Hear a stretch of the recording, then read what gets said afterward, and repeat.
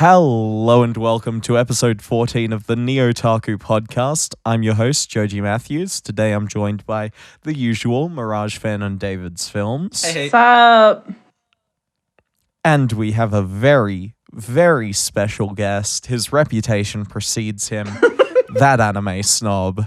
Hey there, you sticking blabs who dare to ban me from YouTube. I'm back, you assholes. No matter how hard they try, you always come back. Yeah, I'm like a fairy tale character. I always stay back, you assholes. I never die.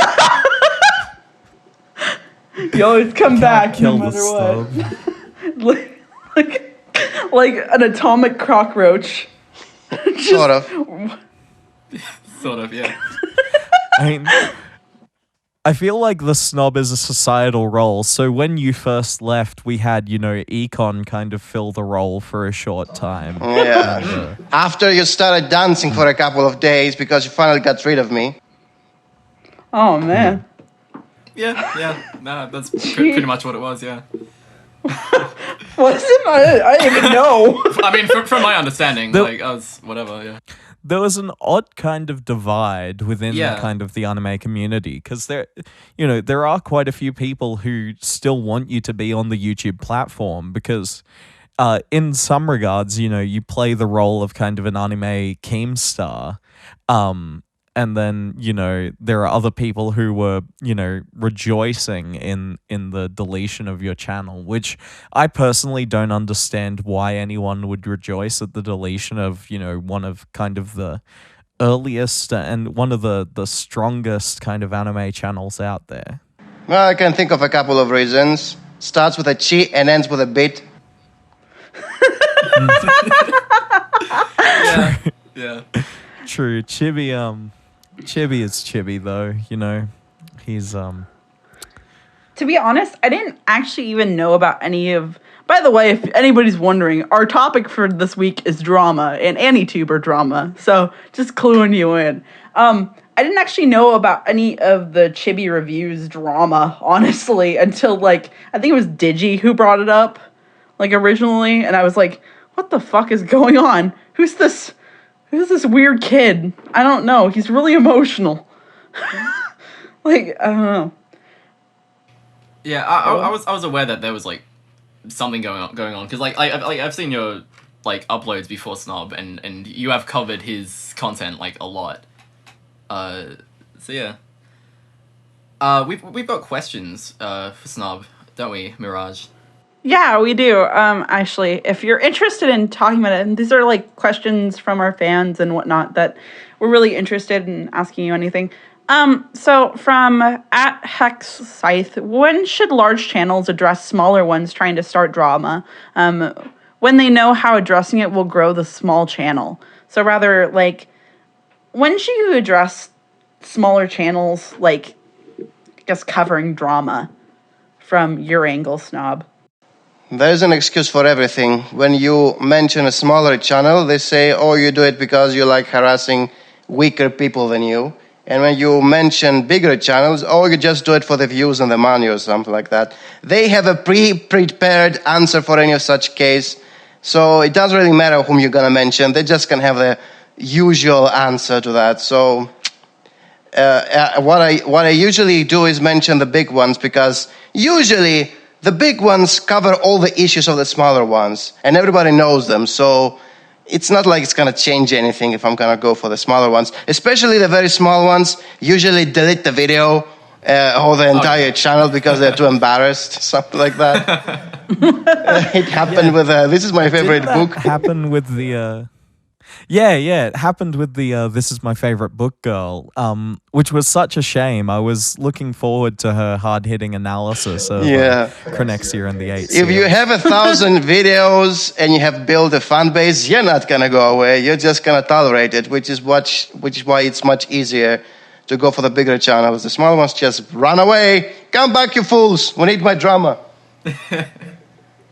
Well, the clips stay at least.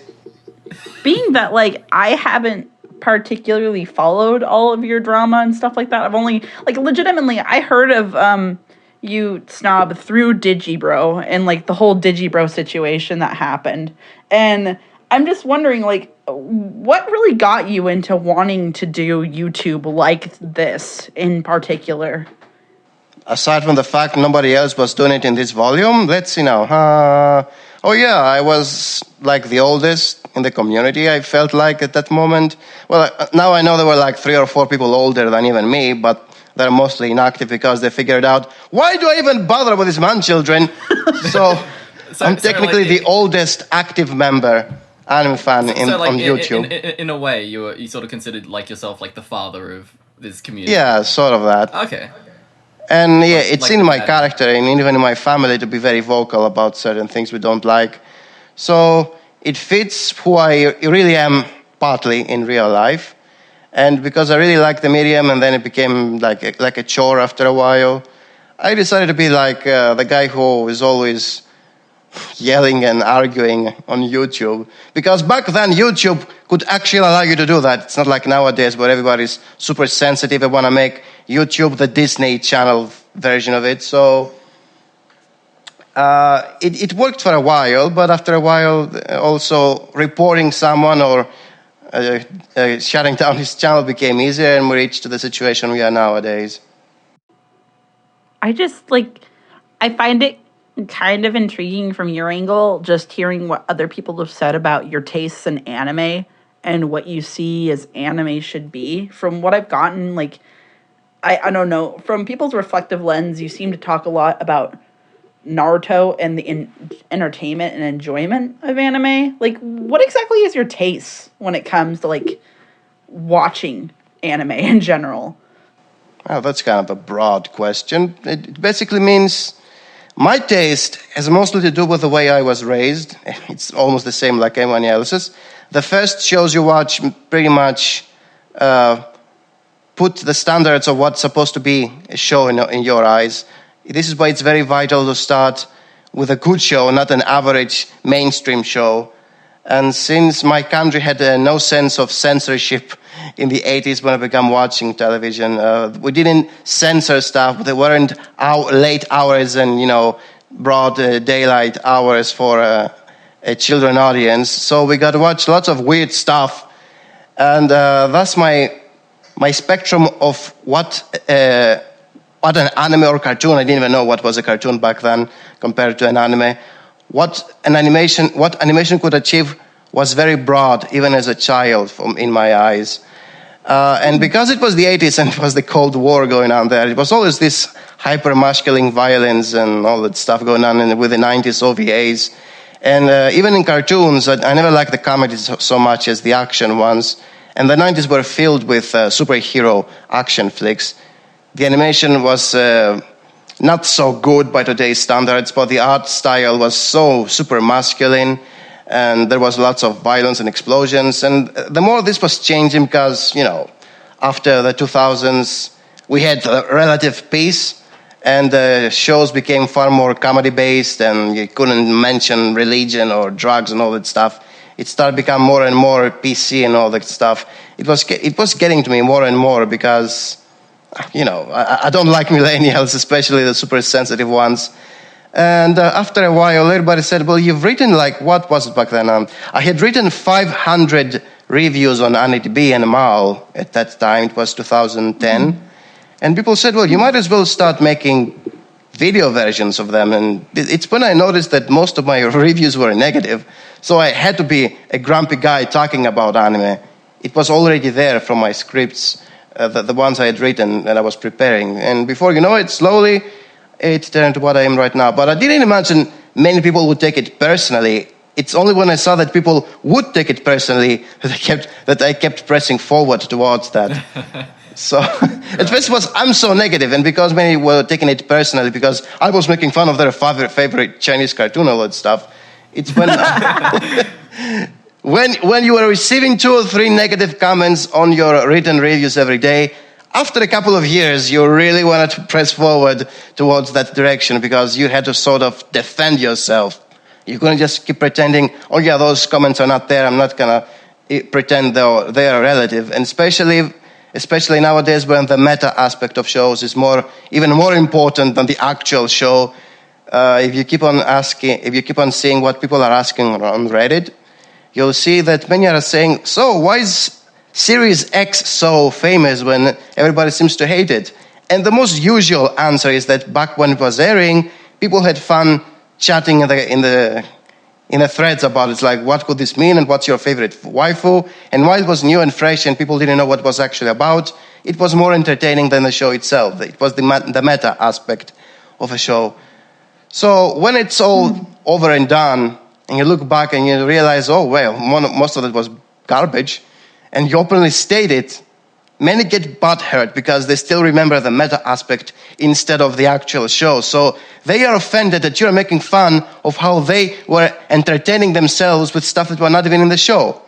And this is the first step that leads to drama. It's not specifically when you say, this guy and that guy are idiots for liking the show. It never starts like that. It's saying generic stuff about a show that you think you liked for the show itself, when it's more like because you had fun being in a community was talking about it or having fun about it. But yeah, most of it's cringy. And you'll see even nowadays that most people realize that the bigger fandom is in any show, the more cringe there is in it.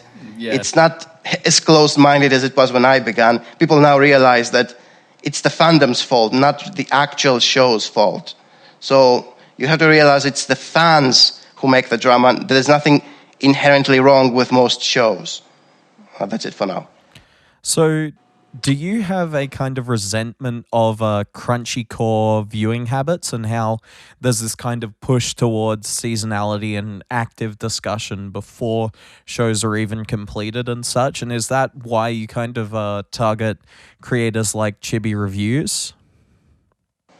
It doesn't have to do with talking about a show before it's actually over. I mean, I was doing the same thing when I was watching weekly shows on television and didn't know how they would end. All it was fairly predictable if you think back at it.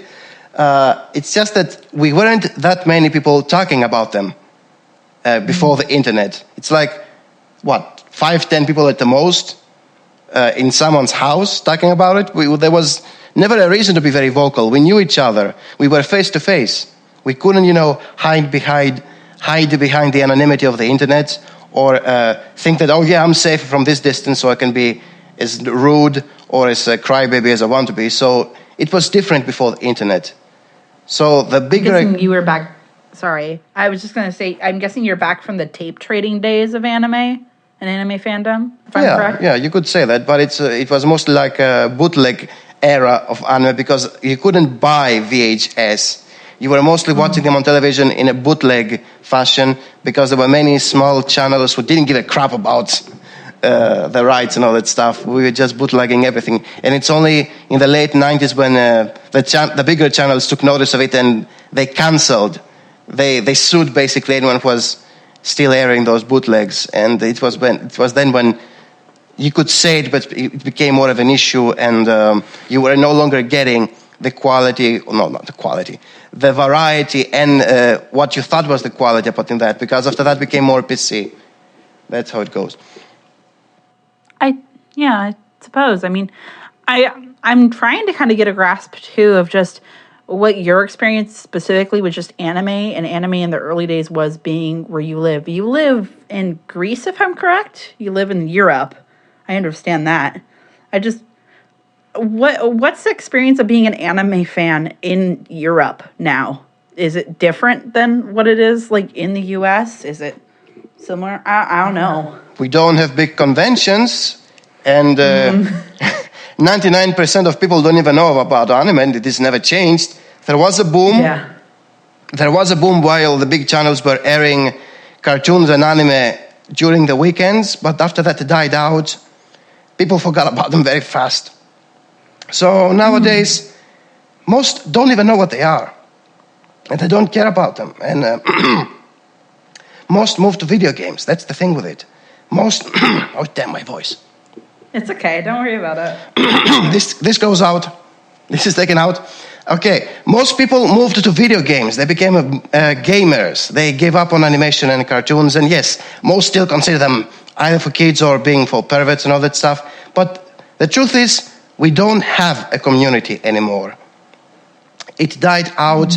We were big and we were friendly with each other while we couldn't afford downloading everything. We didn't had, nowadays all those piracy sites going on, which is very easy to watch or stream something. Back then, you had to actually go to someone's place or meet in the co-capital so you could get a show. And this was the main reason, which was always bringing us together and was making us friendly in a way. We were trying to leech each other physically, face to face. Hello, my friend. What do you have for me and all that stuff? It was giving you an incentive to be very friendly and open with others. Nowadays, you don't care. You just sit in your house, you watch anything you like, and then you go somewhere and you say anything you want to say. That was the main reason why we stopped being like this physical face-to-face community. And second, it's because bootlegs got a bad rap after a while because they were usually subs above other subs from, Cantonese, then above the English, and above them the Greek. So it was lost in the community. In the translation, we didn't know what exactly was going on. Fan dubbers was also a big issue. You had to know the fan dubber if you wanted to get a copy from him. So it was also the issue. Yeah, it was a lot friendlier in the sense that you had to know the other guy and you had to go meet him. You couldn't just upload it somewhere and expect others to download it from there. Yeah, especially because the internet was very slow 15 years ago, and only those being close to hotspots could download something. Let's say one episode in about 1 day, usually in very bad quality. So as you can see, there was a need for it, and not everyone could provide something about it. So it was giving you an incentive to be friendly with anyone. But after we got so many and we were very distant from each other, it was a lot easier to talk shit to each other, especially because of the big three, and everyone said, my show is better than your show. And they didn't know it, and I didn't know it at first, but we had already separated ourselves into smaller groups, talking shit about the other groups. And that was drama. But it couldn't go beyond a certain point because it was always the same 50 people who knew each other. After it stopped being that, and it was about millions of people across the globe, then you could see why the drama became a bigger issue, because you didn't know each other, you never see each other face to face, and you could technically say anything you like, and there didn't seem to be any repercussions. Nowadays there are. They can just flag the video, delete your channel, everything's so PC nowadays, you can talk about anything. That's how it basically was back then and how it's changed today. I mean, coming from my perspective and maybe Joji or David's perspective, like I grew up and I was born in 96 and I experienced anime through, like the tail end of when VHSs were being licensed over here in the US. Like I went to Blockbuster and got my VHS for Sailor Moon, and then I got and plopped it into the VHS tape and whatnot. Like it's... I don't know. Like, could you say that maybe the reason also that we have so much drama in this particular community is because of the age of the community? Like, obviously, like, anime fans, otaku communities have been a big thing for, like, years. And, like, but, like, especially on, like, YouTube and whatnot, it seems like the AniTuber kind of circle is at tops maybe 30-year-olds. Like, I don't know. Like, it just seems like it has a very limited kind of age range to it, if I could say at least. That's also true. I wasn't that far... there was such a big gap 15 years ago with the rest of the community. Even then I was amongst the older ones. But you could always see that the older ones usually were the moderators and administrators of the sites, of the Greek anime sites. So there was a sense of respect towards the older ones. But nowadays, when you don't see the other guy, you don't know his age. You can only judge him from the way he writes or acts if he makes any videos. So age plays less and less importance nowadays. Unless, of course, you're a chibit looking for some excuse to hate the other guy, and you're trying to find excuses like, oh, he's old and he doesn't have hair, and so who cares about him? But seriously, it doesn't really have to do with your age. It's mostly has to do with how people think you should be acting based on your age. It's the usual thing of saying, well, he's 15 years old, so he's allowed to behave like that, compared to a 30-year-old who's still acting like that. And it's like, the usual thing called mental age, which is enough to flag you for saying, oh, how dare you say that thing nowadays.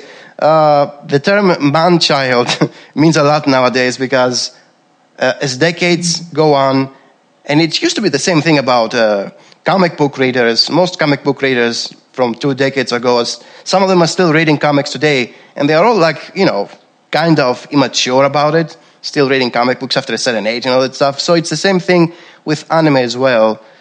If you're 30, 40 years old, something, and still dealing with something which is primarily aimed at teenagers and children, there's something off for most people. And it really shows in the way you have to behave, so you'll still feel like you're a child acting to others of a certain age. Big part of it has to do with the theater, I think. You don't really feel like you should be acting this way. You just feel comfortable when you behave like those people. It's just so you'll have this familiarity with them. So I believe that most of them are still acting like that because it's easier to be relatable to their audience, especially the content creators. The average guy who's 40 years old, he doesn't care that much anymore. He's just kind of behaving anywhere he likes. Doesn't really have to act like he's still 15 or 16. It's the content creators who want to think that I have to be close to my audience and I have to be behaving like most of them would want to see me behave. So I don't think age matters that much until somebody sees your face and sees this, has this image in his mind and he thinks he looks like that, he should be acting like that. So it depends on how you look and how you behave. Only when you're a content creator, if you're just a user or a watcher, you don't really care about these things. So this is why drama usually circles around content creators who have a reason to behave in certain ways, and they are way more butthurt when somebody makes fun of them than anyone else. Yeah, I think on top of like the kind of age range of like the sort of anime community, I think just like the nature of the medium attracts like really sort of intense personalities. Like say you, Snob, like you definitely have like a really strong voice in the community, and like you're not afraid to like censor yourself, and you're obviously like really passionate about the medium. And so I think just like the nature of the medium attracts so many loud personalities, that I think it's just sort of inevitable that it would lead to this kind of drama, You could say that. I mean, up until 10 years ago, it wasn't easy to talk about cartoons when we're still kid-friendly mostly. Nowadays, you have communities being able to form around cartoons because they're no longer this kid-oriented medium anymore, especially in the West. Before, Steven Universe and the like, Rick and Morty, what could you talk about these shows? They didn't have anything else to talk about. They were just episodic silliness for children. When they started having more mature themes and indirect pervness, like the bronies, and all this fuss about the LGBT community with Steven Universe and stuff, you could see that it could attract bigger audiences with different tastes. So you could have a community forming of adults forming around these shows. Anime didn't have this restriction because since their conception, they were always talking about taboo themes. Maybe not always very specifically or not in much detail, but they were never held back from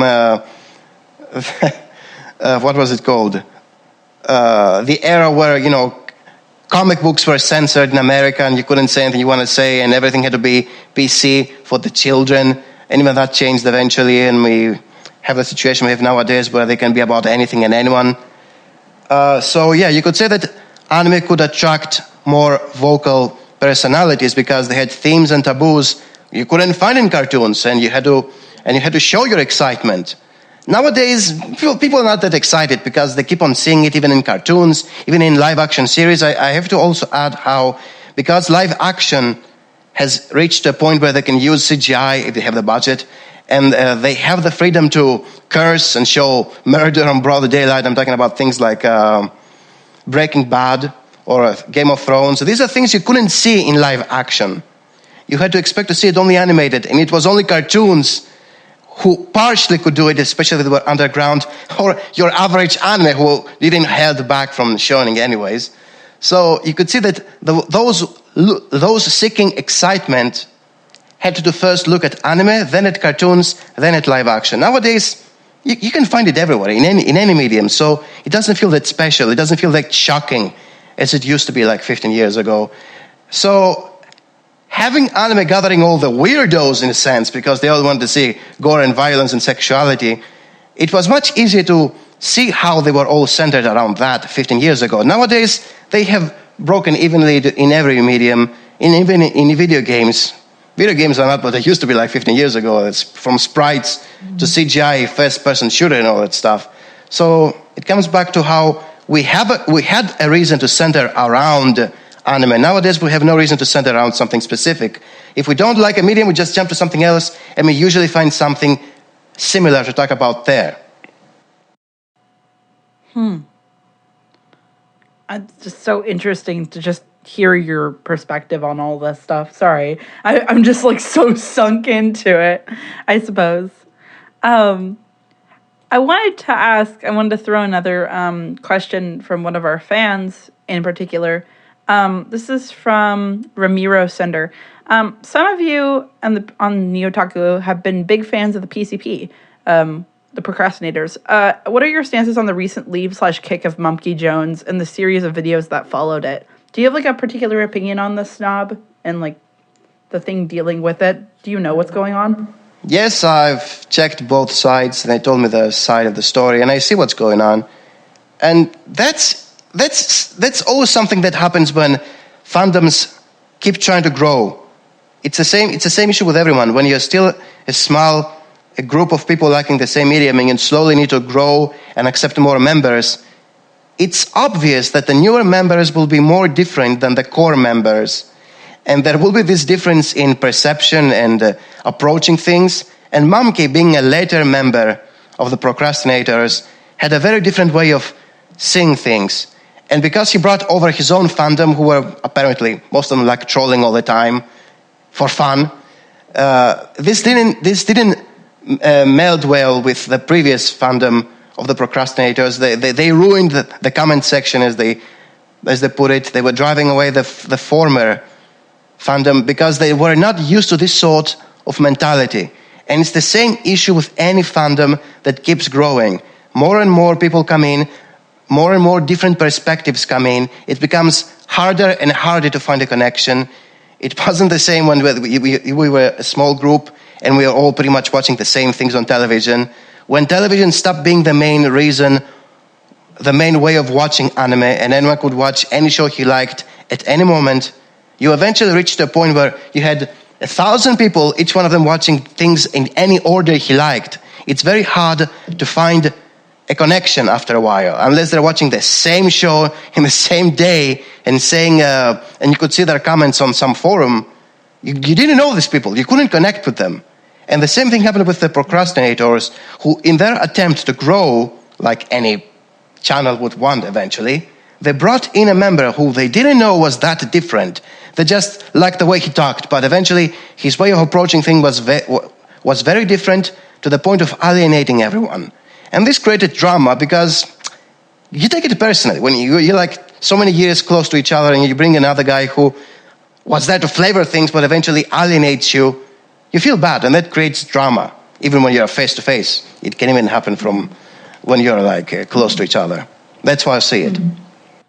I mean, I see like the whole Mumkey thing is like, you know, as a content creator, Mumkey has a pretty solid presence. And I mean, obviously, he's just a normal guy who's doing videos and content and whatnot.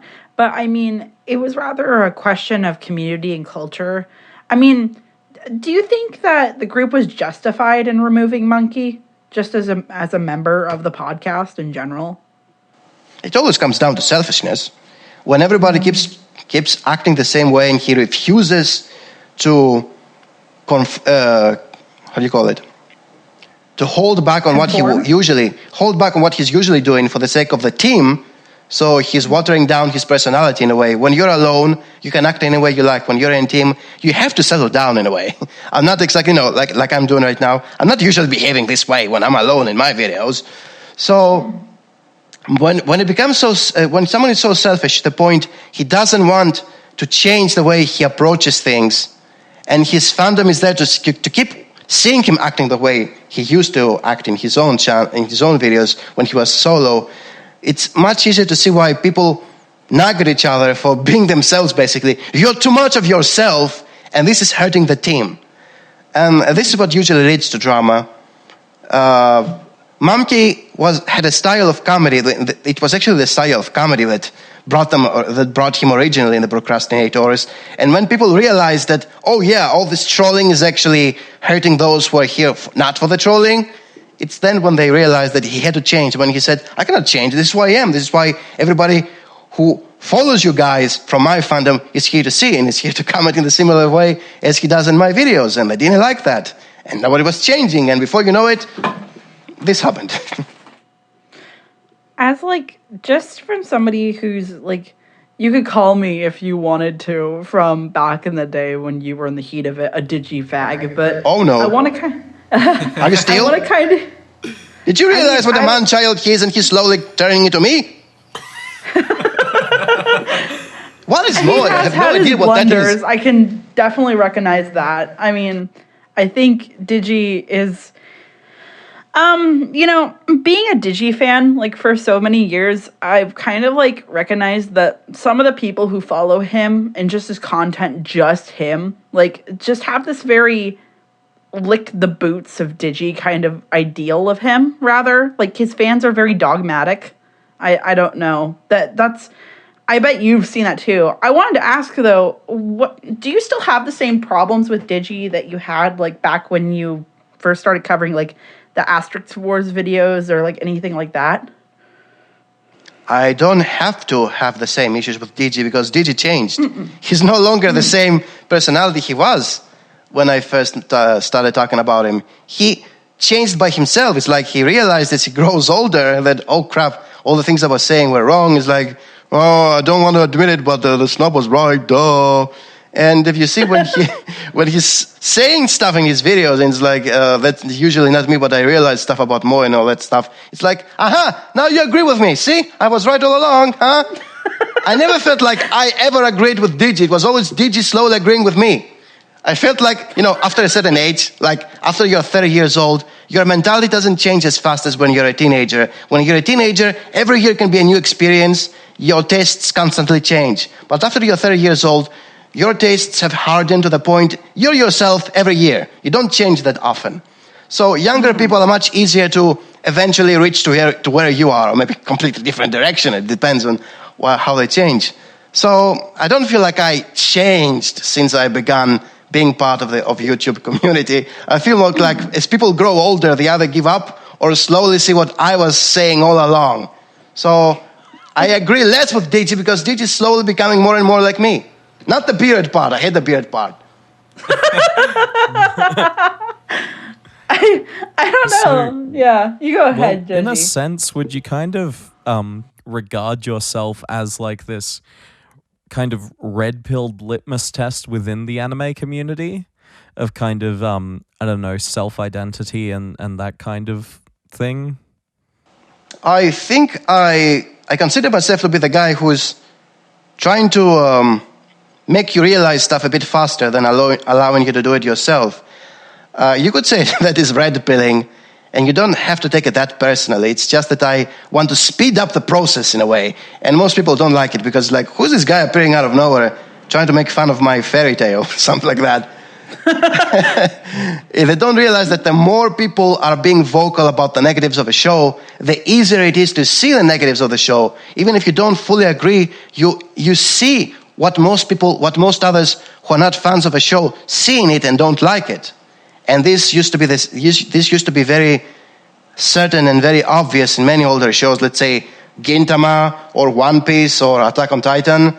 At first, you could see how the fandoms, usually from the manga, most fans usually begin for the manga, then being very vocal in the anime version. You see how they are so in love with it, and they don't take shit about anything regarding what they like. But the more and more they deal with what people don't like about it as they try to defend it, it's easier to see and for them to realize what eventually most people don't like in their show.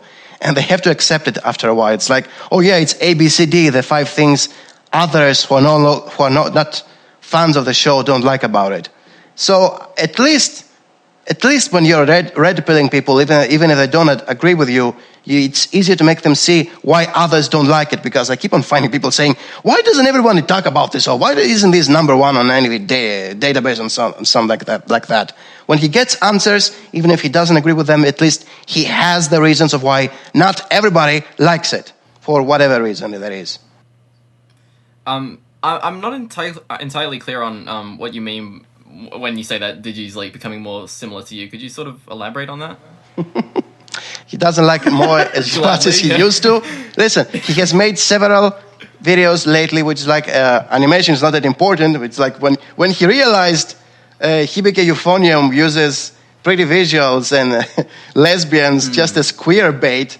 It's like, holy shit, are you saying that those cute lolis being lesbians to each other is not the point of the show? It was such a shock. It's like, what the hell? He made 4 videos about that in order because people in the comments said, you didn't realize it after all this time? He had to make 4 videos to explain himself. He was that shocked about it. When I kept saying, oh, see, it was always the pretty visuals, that, well, this is a visual medium, so animation is everything, and blah, blah, blah, and all that crap. And then he realized most of it is just queer bait. It's just there to blind you from the truth, you stinking pleb. I think... Just think of how less famous something like Attack on Titan would be if the freaking opening wasn't that amazing. I even love the opening, but it's not the point of the goddamn show.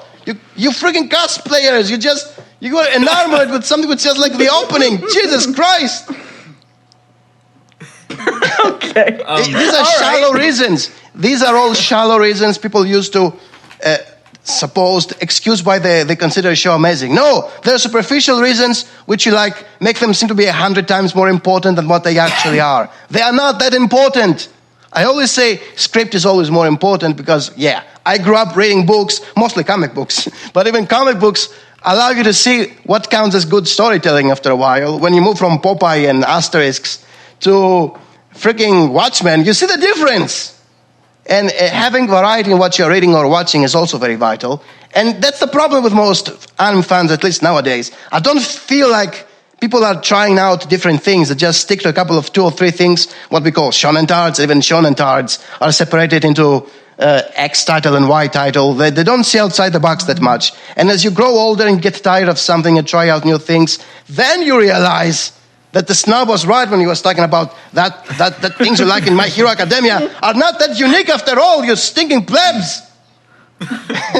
Every We all realize in the end, Snob I was right all along. though. The Snob is always right on stuff. It comes As to... one great philosopher said, the world will not end with a bang, but with everyone collectively saying the Snob was right. Very wise man, the one who said that. So...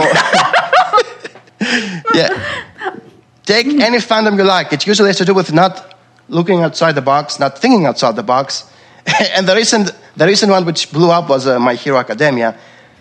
I don't know if you bother to watch my videos about it. It's like I'm exposing the stuff others are saying because when I say it alone and I'm not bringing up other people's explanations and analysis, they make it sound like it's the most thought-provoking thing ever when it's just an average shonen reusing stuff from the past in a way that's not even fresh or that good compared to the older shows. It's just that it's because it's new and fresh and all that nonsense. They make it sound like it's a masterpiece. No, it's not. It's one of the same crap. They used to say the same thing about Naruto. They used to say the same thing about Dragon Ball. They used to say the same thing about Astro Boy. I don't know. I wasn't living in Japan of the 60s.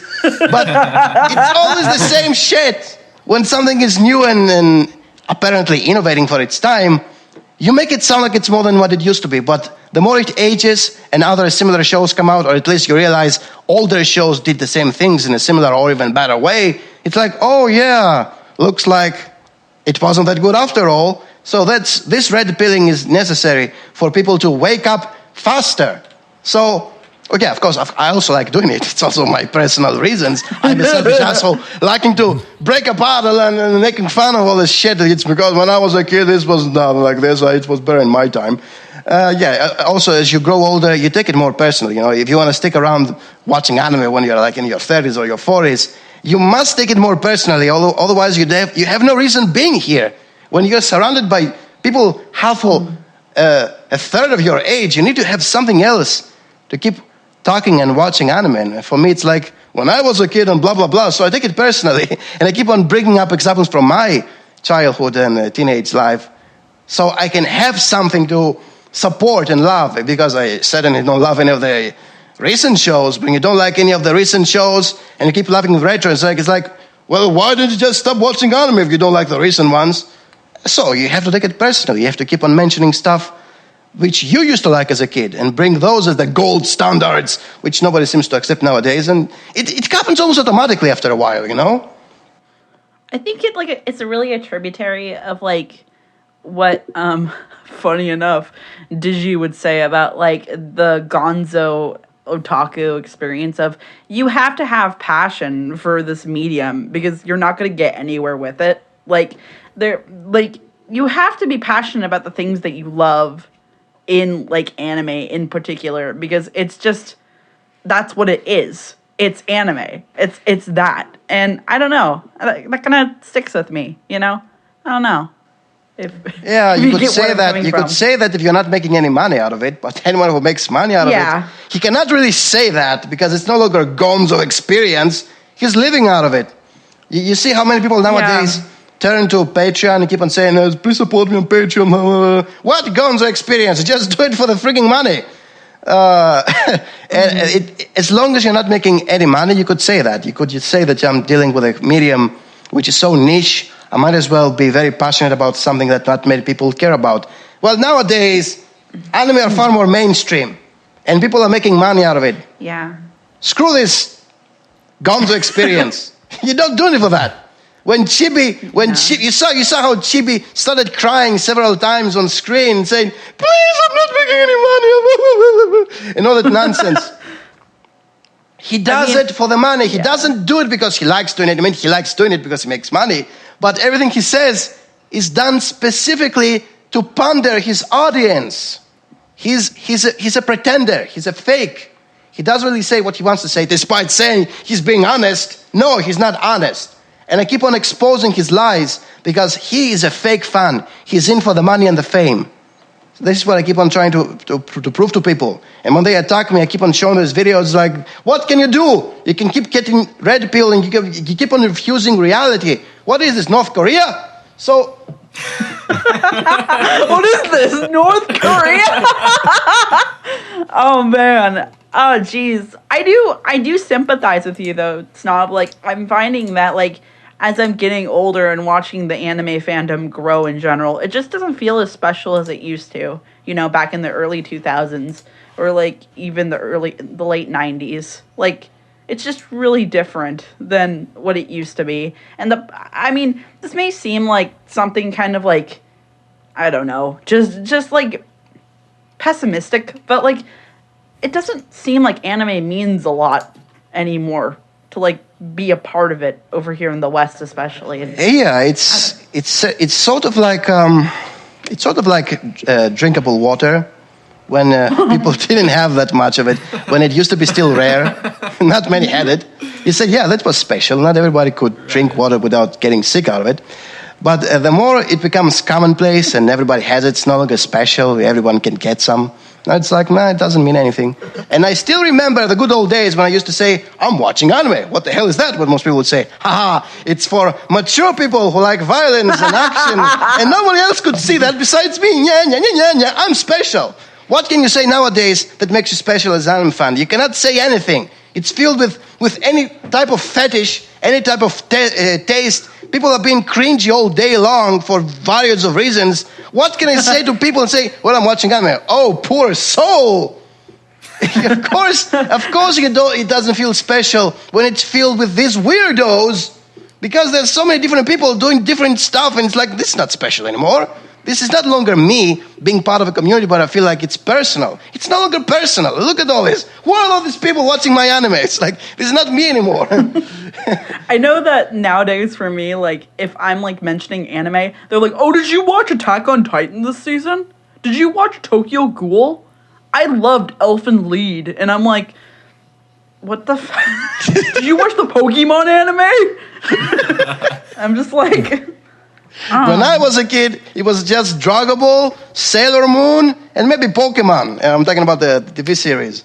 It was nothing else besides those three. Those were the big three of my childhood. Then came the other big three. It's like, okay, guys, it's not that special anymore. It was getting harder and harder to keep pretending like this is a personal thing you should be connected with. The more titles come in, the more people come in, it's harder to be connected with people. And before you know it, you're in your 30s, and you're trying to deal with children, because that's what they technically are, about stuff you don't care about. You either drop out or become selfish to the point of causing drama without realizing it. Or you have to be so resolute in, like, your feelings about anime in general that, like one thing that sticks out to me that from what I've again, Digi fag, but, like, reading all of, like, Ghost Lightning's posts, a lot of his stuff is just so seated in just mecha and that period of anime that, like, there's no moving, there's no changing. That's not a bad thing, but, like, it's a question of, like, are you willing to rock with the shores of what the new people like with seasonal anime and stuff, you know, that whole new Glass Reflections video that came out, or, like, anything, or are you willing to stay resolute to your passions despite them not being as, like, forefront now in the genre in general, I suppose. Yeah. Going seasonal is the only way you can still stay relevant. Nobody cares about a mecha show from the 80s anymore. I've seen many channels who try to talk about retro titles, and nobody's big from amongst them because people don't care about retro shows. They just want the current newest thing and all this nonsense. But I mean, the way I try to compensate, the way I try to compensate is by mentioning earlier titles and saying this is not fresh because I had seen it like in that retro title and that retro title. I try to keep the older titles relevant by keep bringing them up, even when we have newer titles. It keeps making this comparison from old to new. So, Snob, with anime communities in the current kind of seasonal landscape and how they act upon this, do you think that there is, like, really any vein of viability in the discussion of retro anime, and do you think that the community is in essence forgetting its past and, I guess, you know, suffering from dementia or some sort of kind of, you know, crippling memory disability? Memory disability. Goldfish. It's literally problem. an old fucking man. The goldfish syndrome. What happened last week? I can't remember. Oh God. When you reach the point thinking that My Hero Academia is new and fresh and innovating, yeah, you could say this is an issue. So the way I see it is that people care about the meta aspect, not the actual show. They want to talk about what is going on around the show instead of the actual show. So it's always the meta. It's always the fame. It's always the themes. It's always what others are saying about it, reacting to the effects, not the actual show. So when something stops airing, it's considered old and complete. They don't care about the actual show. They just move to the next show, and they forget the experience, because if you remember every experience you had, you realize that within a year, you pretty much felt and said everything. So they have this selective memory loss in a way, or at least pretend they haven't experienced it in a while. So they can always feel like they are always super excited. And it keeps coming back to what I was always saying. People are so bored of nowadays being a peaceful time, no wars, nothing to be worried about, as I was when I was growing up within the Cold War era. So being this first world pampered millennials, as I always call them, they always want to find excuses to be excited. And they achieve that by always trying to sound surprised and excited about newer stuff. And they always say that the older ones don't matter, or they're always worse and something like that. So they lie to themselves, and they have this matrix going on in them where it keeps resetting every season. So they always sound serious. They always sound serious when they analyze something or very excited about every new show, regardless of not being true. They do it deliberately. It's pretense. It's lies. I don't like it. I always keep on breaking all their shows and say, well, when I was a kid, this wasn't like that. And all that stuff, because that's the only way I can stay relevant. I cannot keep pretending that, the 1,665 Moe show coming out this season is totally going to be fresh and innovating. No, it's not. It got old a few seasons after the first Moe show I watched back in the early 2000s, Azumanga Daioh. When I watched Azumanga Daioh, that was fresh and innovating. After that, they keep on pumping them out again and again. It's like, okay, this is no longer fresh, it's no longer special. I'm not going to keep pretending this is going to be something new, because it wasn't.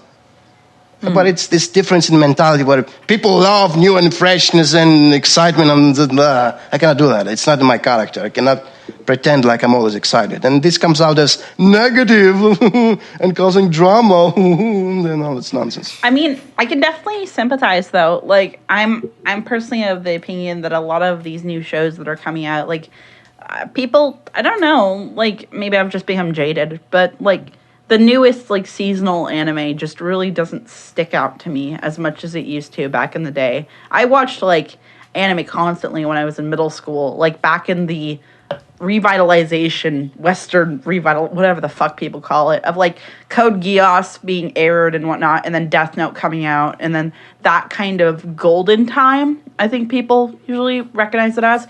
And, like, I don't know. I think people tend to forget too often, like, what came out last season or what came out last year alone. And it's just, I think, the way in which things are just being made now. Like, things are, like, being grind out of a mill, almost. Did you see how they're behaving about Black Clover? How they try to hype it, even though it's garbage?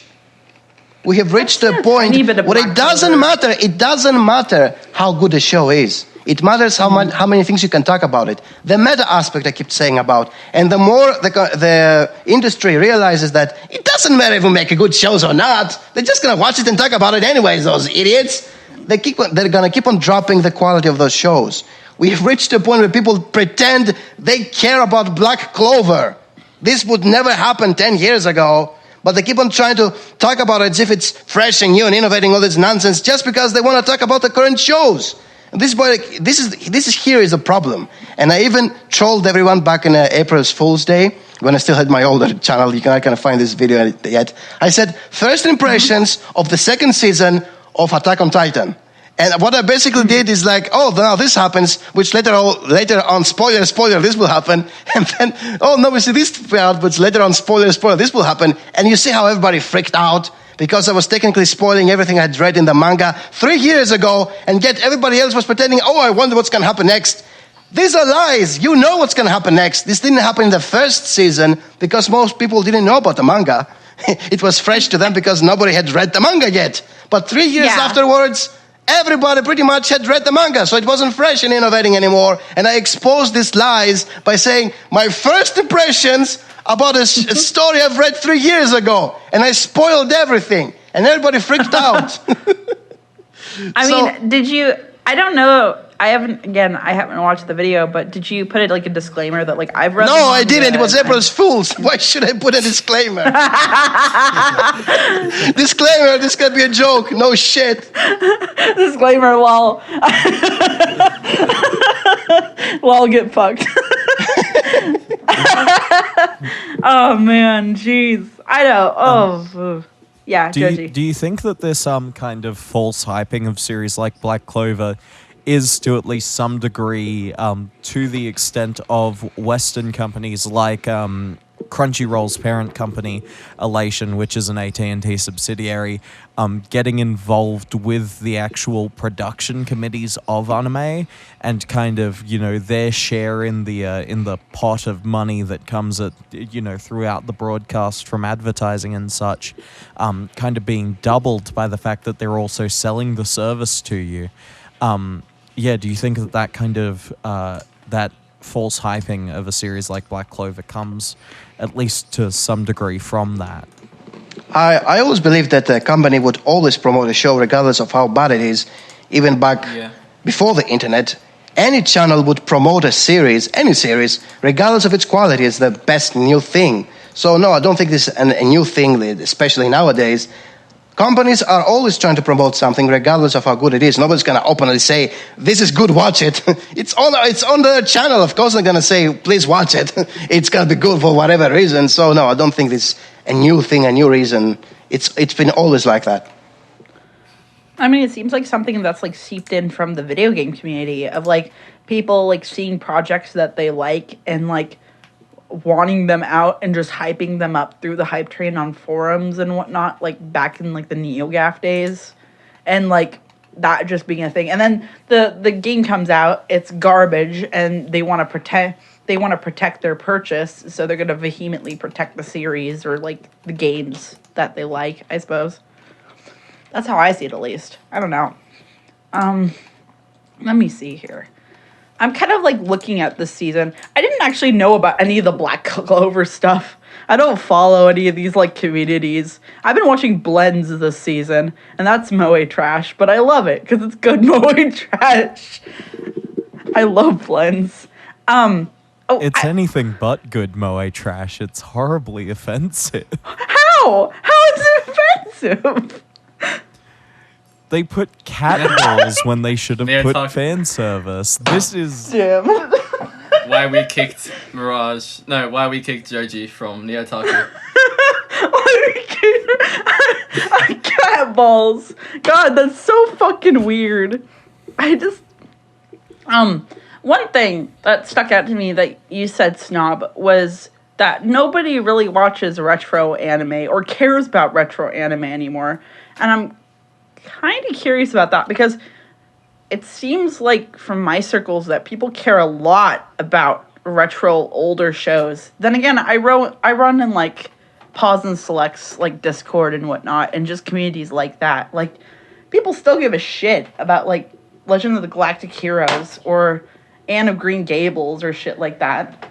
I don't know. Yes, but to which degree, how many things they can talk about it in comparison to newer shows? That's the thing. Everything that could be said has been said. After that, it's just your fondness of them without being able to talk about them for long. You just say, remember this, remember that, okay, but this has already been said before, so it's not the same thing as new stuff, which you're not certain yet how good they will be, but I see the appeal of trying to talk about newer shows in the sense you keep on trying to predict what's going to happen in the next episode. But that's just theory crafting for the sake of, overthinking stuff. The older ones have settled down. This character is going to do this week? Like, do you think they're going to do that? And it's just like, what's the point? Like, just shut up. Like, I see that a lot, especially with people who, like, oh, God, like how people talked about, like, Half-Life for years and years and years on end. What's going to happen? What's gonna be? Like, when are they going to release anything about it? Oh, let's just theory craft for, like, years on end. And it's like, what's the point?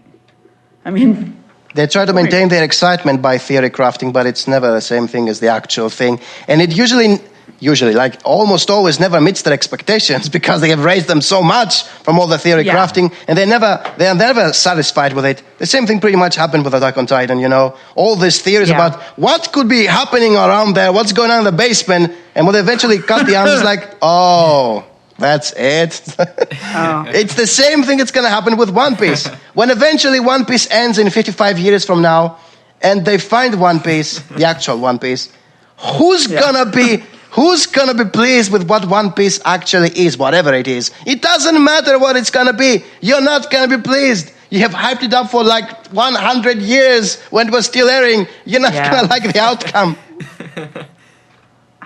Yeah. That's pretty much it. You said something rather interesting in regards to the kind of discussion around older anime that everything that can be said has been said.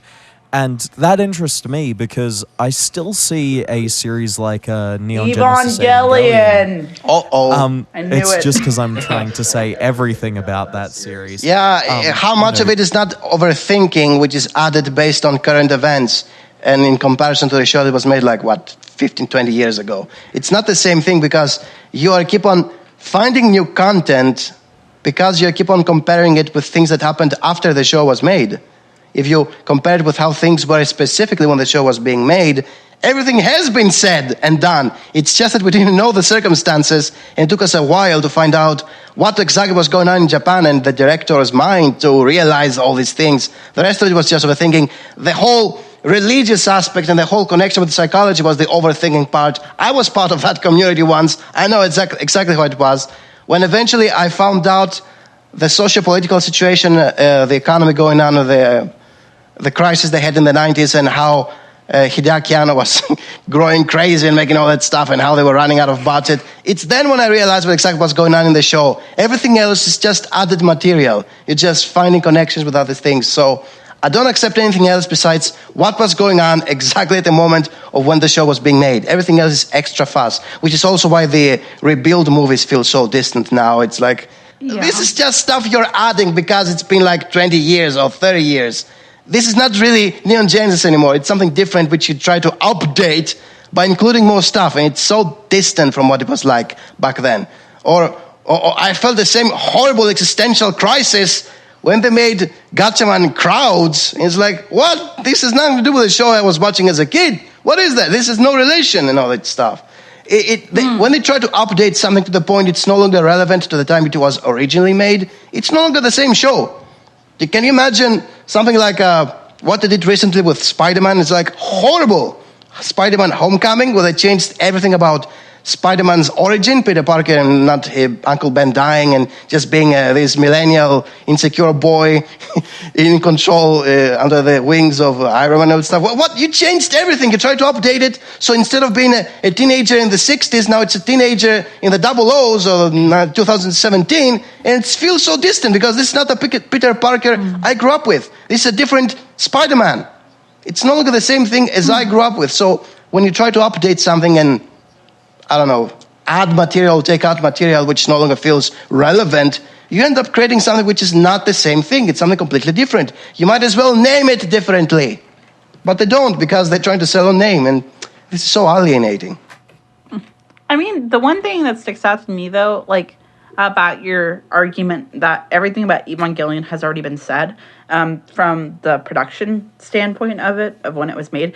The thing, though, that permeates me, because I'm going through psychology at the moment in class, is that because Evangelion deals with a lot of psychological concepts of, like, Freudian theory and, like, just different mental practices that we've had throughout, especially that Hideaki Anno has studied himself. Don't you think, like, not all that has been said in particular? Like, most people that I see are talking particularly about the theories that go into the practices of psychology that Evangelion addresses. If Joji wants to jump in on that. Regarding that, I think that, again, the things have been said. It's just that we haven't thought about implementing them yet, either in our lives or in comparison to other shows. So I don't think it's stuff we haven't found yet in the show. It's more like we realized they were there all along. So it's not really like there are more things to talk about. It's more like as newer shows come out, and they sort of try to do the same thing, especially in the late 90s and the early 2000s, when it was the dark sci-fi era, as we call them. And everybody was trying to make the next Neon Genesis, and they all failed. So when you try to compare them with anyone who tries to mimic what was making it so good, and you see how they handle the same issues, apparently, it's then when you can say, yeah, I didn't think of that, and how was that important in the original. I keep on saying nowadays that you can shit as much as you like on Shinji Ikari, but he's still the best written beta male in anime history. It's like, who else could excuse himself being such a crybaby than in Neon Genesis, based on how the setting was, or based on how the character grew up. Nowadays, they try to make it sound like a freaking the freaking protagonist of My Hero Academia is relatable and explanatory, self-explanatory why he's such a crybaby beta, and that's so relatable. It's like, isn't he like living in a first world and has these first world problems? It's just crying about not being a Superman. It's like, come on, but how is that relatable? How is that a better written character than something like Shinji Ikari, Neon Genesis, for growing up in a post-apocalyptic world, not noticed by everyone and being hated basically from everyone in his own family and being used in some sinister plot? You see how much more gravity there is in such a character in comparison to all these crybabies we have nowadays. It's not the same thing. You don't feel the pressure. So you could say that until you saw something like My Hero Academia and then you think back to Neon Genesis, oh yeah, I didn't think of that, so there's no more things to talk about. So you're still making a comparative evaluation. The show itself is what it is. Everything has been said, and you can only think about new stuff in comparison to other stuff. That's how I see it. Huh. Joji, you want to jump off that point? Well, actually, no, I do have another interesting question. I think that Snob has made his point there. So you have at several points kind of expressed frustration with millennials and kind of the Heisei era of anime.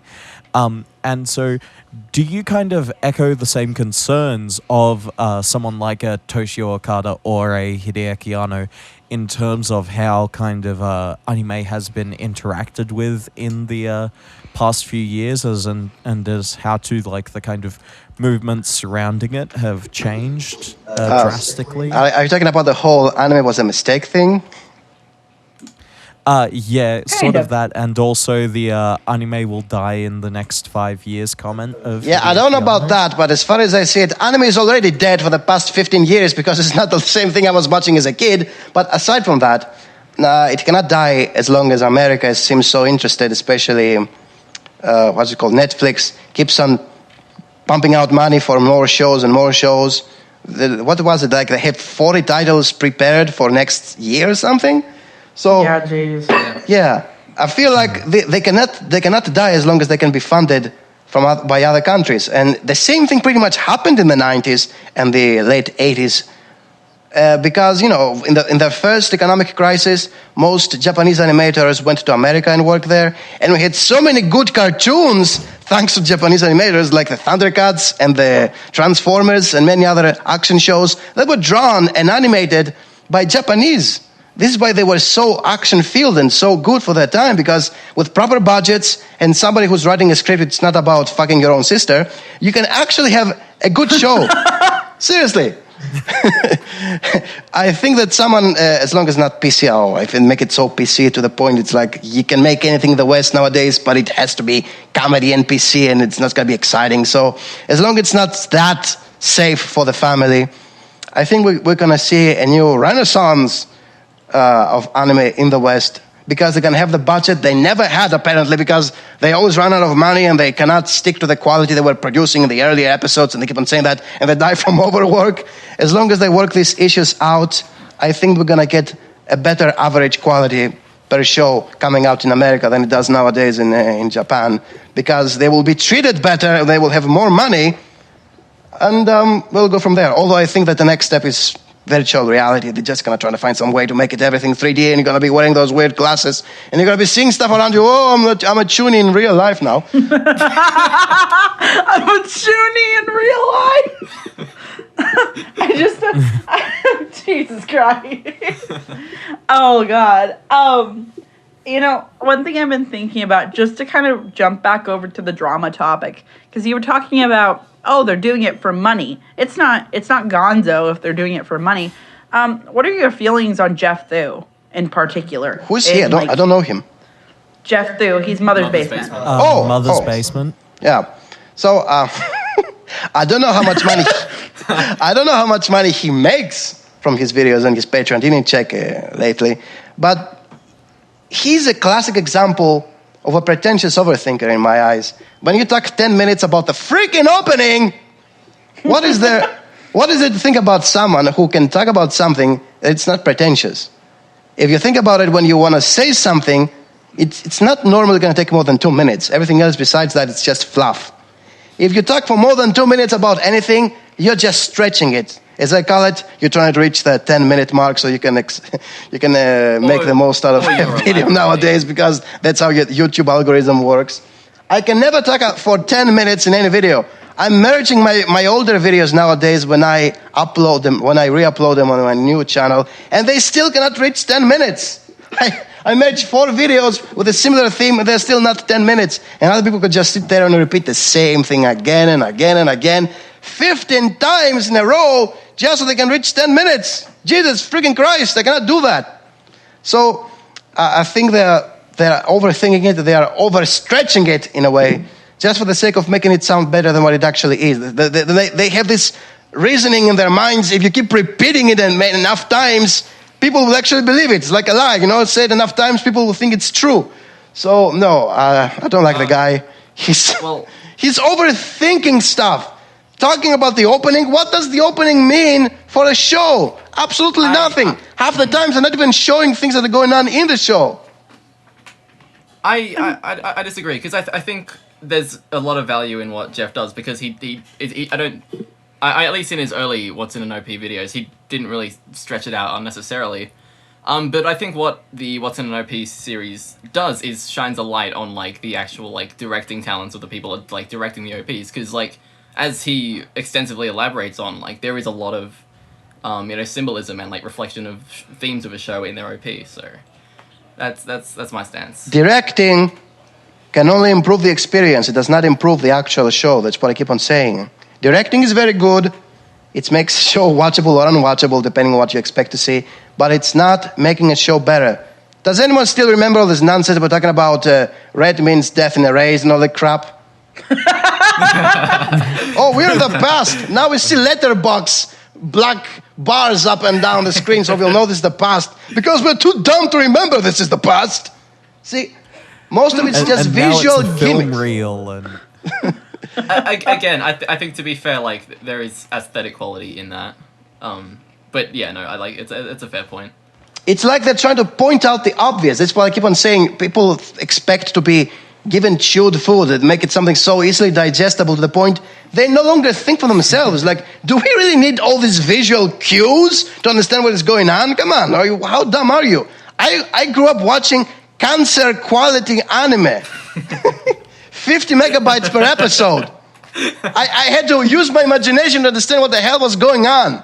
I grew up playing JRPGs with sprites where I had to imagine how they were talking and how they were moving when it was last 3 frames going back and forth. I was using my imagination to add context to what was going on in there. And nowadays, like, so obvious. Like, let's not talk about it. It's all there. It's like, what is there to talk about? They make it so obvious to the point it stops being something. You don't really think for yourself. Of course, that means, well, yeah, you don't really overthink. Yes, you overthink. You're given something so obviously, you overthink why it's so obvious that I didn't think about it. Oh, Jesus Christ. I mean, I'm definitely of the Go Jesus school of thought when it comes to erased, of like, the red symbolism is so prototypical, and like, I find that like they could have found a better way to like really just signal that kind of change.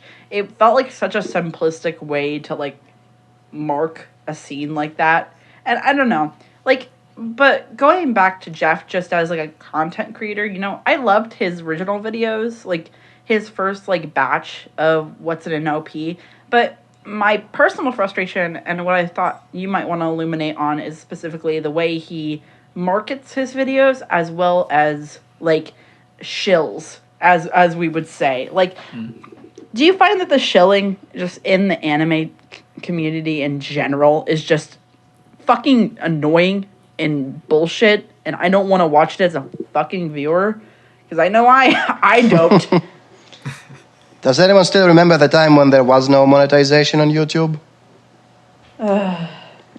Did anyone notice how the episodic reviewers blew up on the platform after the monetization became a thing? How many of those can you call genuine when they're just there for the sake of making money? You could say that about the ones who were not making money before that, but after that, whom can you trust? Whom can you pick from the lot when they're pretty much saying the same things, and then they argue each other, oh, you stole this theory from me. No, you stole this idea from me. Well, they're just regurgitating the same garbage again and again, because there's this checklist of things they have to say about every episode, because it's obviously there to be said. Oh yeah, red means death in the race, like I said. Oh, you stole this theory from me. What? It's so obvious. There's nothing to talk about. And when they overthink things, it's just like, okay, now you're just bullshitting. What's that? The vegan god of Madoka Magica? What the fuck is that? It's a theory. It doesn't mean anything. You're just adding content, but there is none. So, again, many things change for the sake of money. If you take out the money, You already see it nowadays with the altception. Many channels either got deleted, shut down, they gave up on something like that, because money was no longer keeping them. It was no longer an incentive. Only the hardcore ones stick around, and only thanks to Patreon. If there was no Patreon, oh God, we will have like half channels no longer being active. So I think that shilling is a big issue because people are saying specific things for the sake of making money. And it's very annoying, of course it is, especially when it's so obviously there, like red meaning death in erased, like please press a like and subscribe to me and support me on Patreon. What? Why are you saying all these things?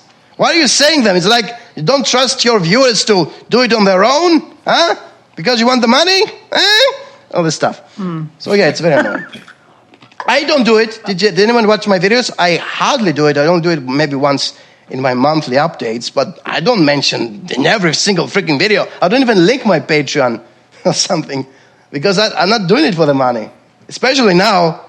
What was the last time? $1.6 the entire month. That's how much I made from YouTube ads for my videos. I mean, I think it's really important on one end for I keep saying Gonzo, for independent creators and people who especially write in this community to be supported. But on the other hand, I don't think the change of priority that people put towards, this came out this season and I have to write about it because it's what's getting clicks and page views and analytics. I was considering running an Eromanga Sensei video just addressing perversion in anime in general and the emoto incest hentai kind of movement. And I wanted to write that. I didn't get the chance to. But it's why do I want to write this? Am I passionate about writing this particular topic, or do I just want it for the money? If I was to have a Patreon, kind of like that. I think it's a game of people trying to. Sometimes I think that YouTube is a game of people trying to sound smart and trying to cash in a paycheck, or they're trying to sound smart for some kind of popularity contest that's unspoken on YouTube, especially in YouTube. Yeah. The more popular you are, the more money you make, so it's the same issue in a way. Yeah. I mean, it can be two different things, though, for people. Some people, they force towards this kind of ideal of I'm using this as my job. And anime YouTube is my job. And, I have to write about this, or this, or I'm not going to get enough page views for the week. Or, even if, I want to feel smart, and I think people respect me on this platform, and I need to sound smart about this particular topic so I can get this kind of page view. I have to disagree with this particular person for this kind of ideal, I don't know. I find it really pedantic and kind of childish. I think people should write about what they want to write about and let the people come to them. I think that's it, really. Okay, I agree with that. Yeah. I don't know. Let's see here. In particular to drama, I don't know. One of these questions sounds kind of pedantic. From Annex of Rotes, how do you move on from YouTube drama? What's life after drama look like? Besides being empty? Let's see. Besides going back to real life? I Okay, don't know. listen what, drama is a way to keep looking forward to something, because if it's not going to be the next anime episode of a show you don't care about, it has to be the drama. So when the hype dies out, even in drama, you're just looking for the next thing to talk about, and which means you keep on trying to find excuses to red pill someone after the former example. But I have I have centered myself to the same 4 people again and again. I'm not looking around for extra people unless someone links me something which can be used as red pilling. So I no longer care that much about finding the next thing to troll or flame or whatever you want to talk about. I'm just waiting for stuff to happen on their own. It happens almost automatically. I have about 1,000 people who follow me right now. Well, it used to be 11,000, but whatever. And they're the most passionate ones. And when something relevant happens, they're just going to link it to me.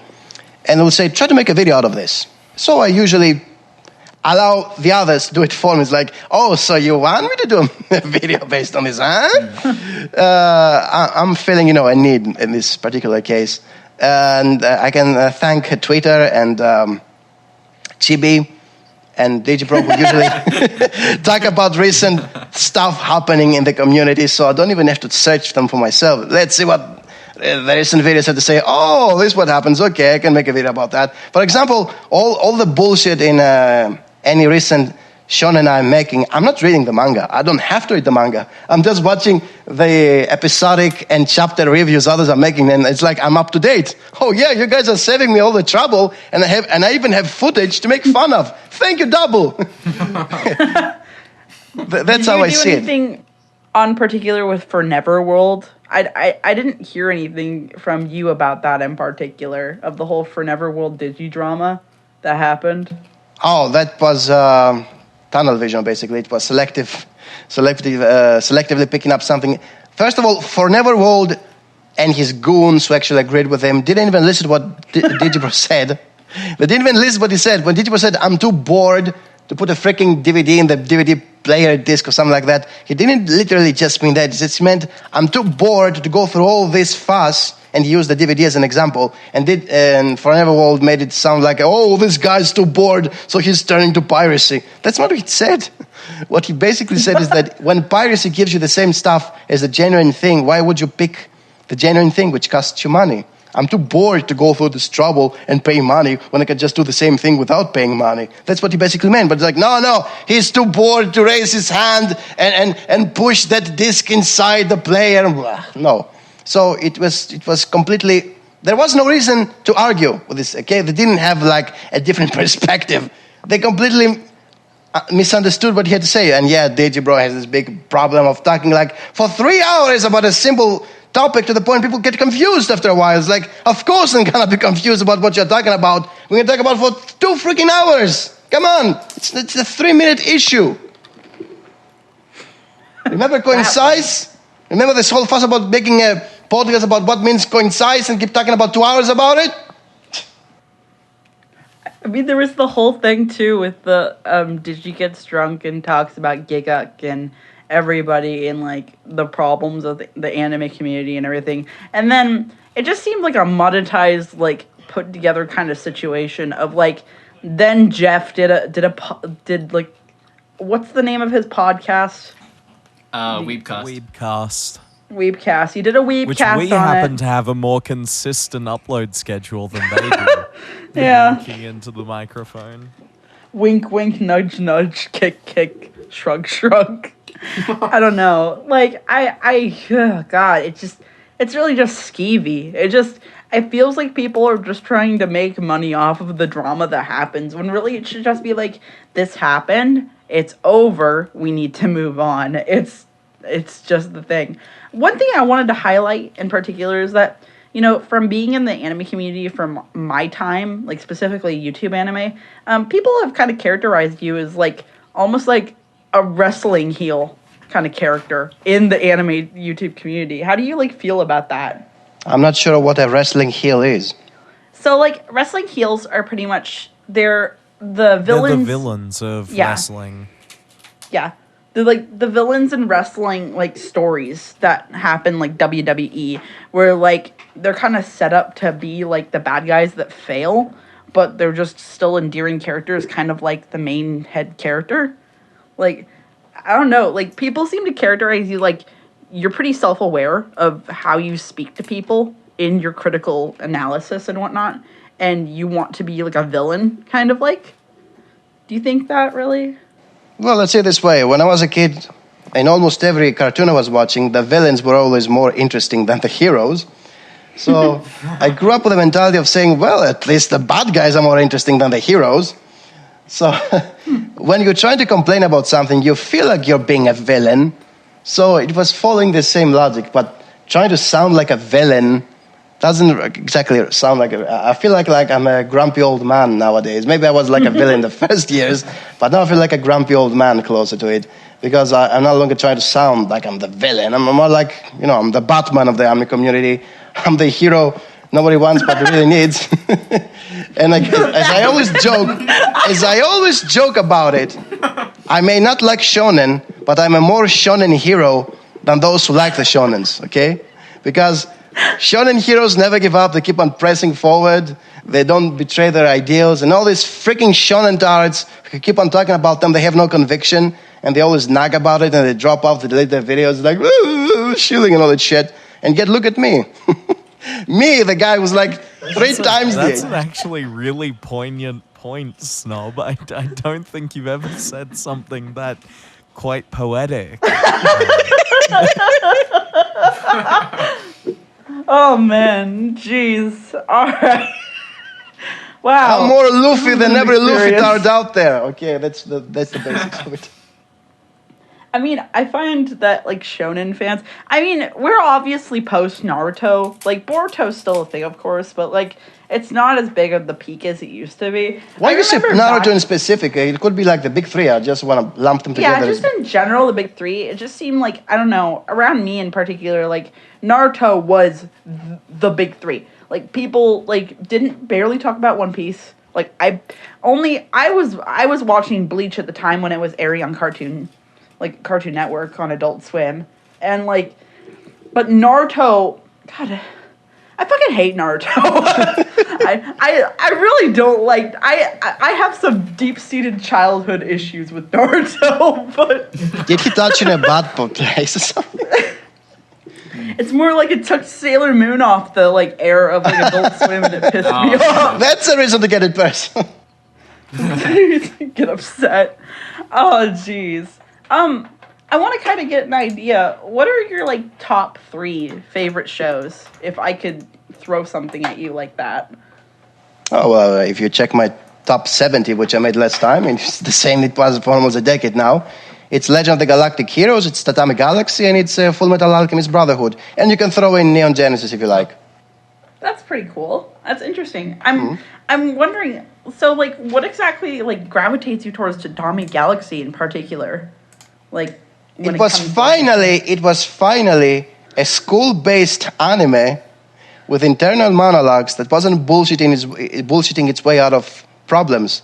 And many keep on saying, well, you don't like time resets. There are no time resets in Tatami Galaxy, okay? Let's not kid ourselves. It felt very cathartic because it went through all the issues somebody in a similar situation as the protagonist was going through, and there was catharsis at the end. Now, after all these years, I realized that it was very convenient, the whole reality warping thing towards the end. Yeah, it's the same problem with every Yuasa series. The ending is always a bit convenient, but we gotta have an ending eventually. So I like that there is a conclusive ending. I liked how it was about the character. It was not about him getting victimized by his society. It wasn't about teenagers fooling around in some school. It had everything I expected to see from anime, and I wasn't getting it up until that point. It's an anti-modern anime in a way, because it's doing the exact opposite of what most other anime are doing nowadays. This is why it gravitated me towards it. Well, that's really cool. I'm interested to hear that. I mean, what sticks out to me about Tatami Galaxy is its way of, like, addressing adulthood and just the process of, like, becoming an adult in a setting like that. Like, the college setting is so interesting, I suppose. I don't know. I'm rambling.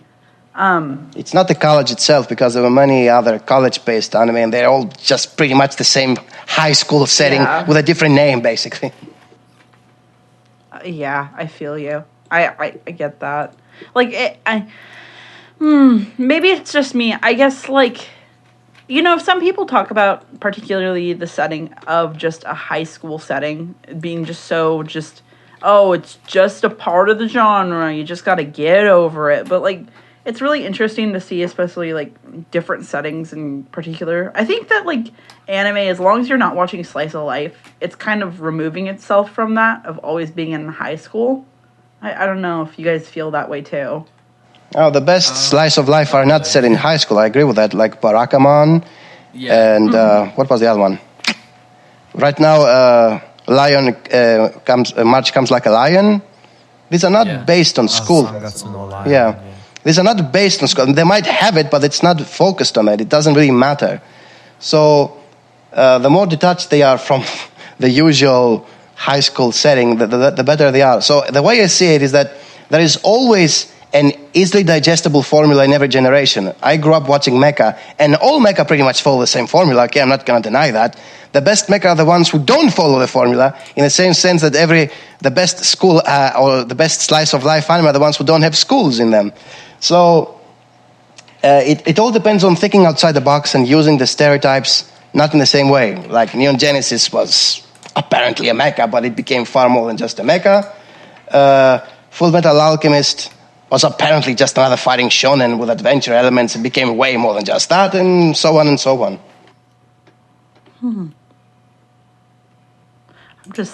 I'm just soaking everything in. You'll have to forgive me.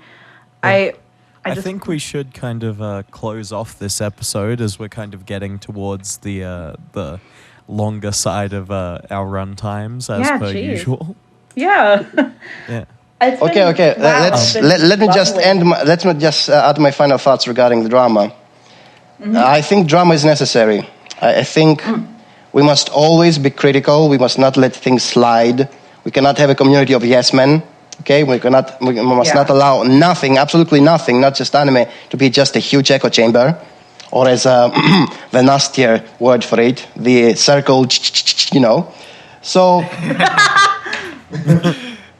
we must never allow a community to be so uniformed, if you like, to the point that everybody's saying the same things, because if that happens, everybody just keeps saying the same thing, so why do we need more than a couple of channels?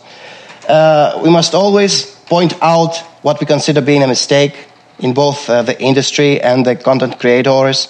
If others are butthurt about it and they get red-pilled, this is not the actual problem, okay? This is people trying to defend their thoughts, which is good. Everyone should defend their claims against any criticism. There must be a backlash. Nobody should just accept anything he's been criticized for. If I had accepted anything I was criticized for, I would be another for Neverworld at this point. So it's good to see people trying to defend their claims, trying to defend what they like in any show. And it really shows during drama who's the more mature. Well, both can be mature, but it really shows who is the smartest one right away. You don't really need 10 videos in a row to see who actually won in a debate or drama, whatever you want to call it. I think it's very vital in our community, especially when it's so filled with man children. So I don't feel any shame for doing it, because I feel like I have to do it in a medium which, although does not attract me as much as it used to be, I feel like I have to do it because it's what keeps me relevant. I think it's the only thing that I can offer to this community and this medium in general, because I no longer do it for the shows themselves. It's going to take a while until I find a show I actually love. And I regret nothing. I'm going to die a happy man. I regret nothing. That's great. That's good stuff, man. Well, thank you for being on. Yeah. Is there anything you'd like to plug in particular? I know you have a book. So yes, I have a book. Yes, thank you for reminding me. I wrote a book, the best book there is, and you have to buy it to realize that I'm messing around with the stereotypes of fantasy. And it's very interesting to see even there all the feedback I'm getting about, you're trying to subvert expectation, all that stuff, and how people react about it. So there is definitely going to be a reaction from anyone, even those who don't like it. They are always going to find a reason of why they didn't like it, or maybe they liked it. And as long as it creates this reaction of what people think when you don't treat stereotypes the same way, it's enough. It's a worthwhile read, especially if you can see it in a meta aspect, not like, well, why doesn't this remind me of Tolkien, for example? That was never the issue. It's not trying to be just another generic tale. It's specifically made to make you question the formula, okay? And this is why I wrote it. And it's not about making money, okay? Don't think I'm trying to shill my book. I paid $1,500 to have it proofread 4 times, and they still find freaking mistakes in it. It's so frustrating. But at least because it's on Amazon, you can easily update the file, which is very convenient. You can just update the file, and the next guy who buys it no longer has the spelling errors. Anyone interested I think you will just link in the description where they can get it. Yeah. Anyone interested, we can find the link in the description.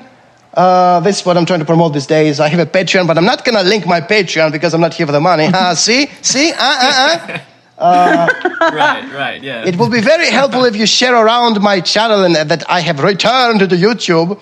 Not because I want to make more money out of ads. I just made, $1.50 last month. I'm not making it for the money. It's just I want to spread the truth especially now that I'm merging most of my related videos into one. I'm making compilations, you can say, in the re-upload, so they're not going to be 2 or 3 minutes, most of them. So yeah, I'm gonna spread the drama much easier if you help me out and grow back to my older numbers. I'm gonna keep red pilling people faster than I used to be if you help me be a bigger channel and have more Where can hatred. people watch your content if they want to now? I actually don't even know. Like, all I know about is the deleted content channel that's on YouTube. But where do you post now? I have my VidMe account, which I have pretty much re-uploaded all anime-related videos, and I'm just re-uploading them from VidMe now to YouTube. Okay. All right. Cool. Awesome. Well, I don't think we're going to be doing a question segment this week simply because we asked so many questions from the community already. So, if you would like to support Pod Talk, Pod Talk. If you like cut it out. Cut it. If you'd like to support NeOtaku, you can. We don't have a Patreon, of course, right now. I don't think we're planning on having one for a bit. You can follow us on Twitter, though. Yeah. At NeOtaku Pod. And you can follow each of us individually, of course. Yep. And you can tweet to the hashtag #AskNeOtaku because we'll answer your questions because we want to hear about what you guys are thinking. So, yeah. And I think that's about it, really. Also, subscribe to the podcast on iTunes and download it off of Podbean if you feel so. Thank you for listening. Yeah. Thank you. See you around, you sticking plebs. Have a good one. Bye. Bye. Yes.